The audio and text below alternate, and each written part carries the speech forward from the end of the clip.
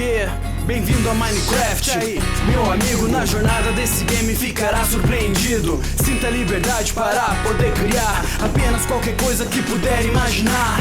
Modo criativo ou sobrevivência, e uma aventura tem a sua experiência. Preciso dizer o que se pode ou não fazer. Faça o que quiser e verá acontecer. Construindo e minerando sem nenhuma trajetória. Sem ao menos perceber, vou fazendo minha história nesse universo realmente impressionante. Explorando cavernas à procura de diamantes, combinando itens, construindo casa de dia ou de noite, fazendo minha jornada. Modificações, aumento de diversidade, fica ainda mais legal com os amigos de verdade. Yeah, Minecraft, você conhece?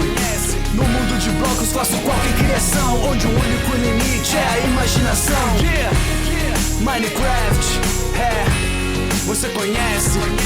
No mundo de blocos faço qualquer criação, onde o único limite é a imaginação. Yeah. Quando cai a noite é preciso ter cuidado. Pode aparecer mobs por todo lado, esqueleto, zumbi, aranha ou creeper. Tenha coragem para invocar o Wither. Não olhe nos olhos de um Enderman, assim como um Slender te persegue também. Mas o que mais assusta é a lenda desse game. Herobrine, esse aí é diferente. Sua existência é um grande mistério. Tudo que se fala pode ou não estar correto. Realmente Minecraft é incomparável. Nunca nada semelhante tinha sido criado.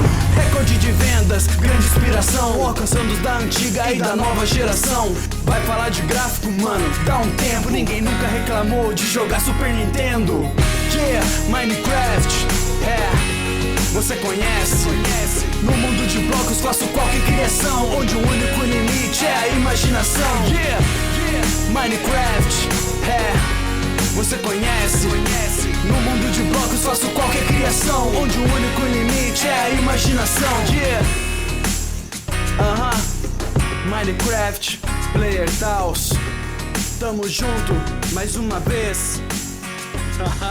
Se você curtiu, se inscreve no canal. Toda terça vídeo novo, a parada é semanal. Dá um like.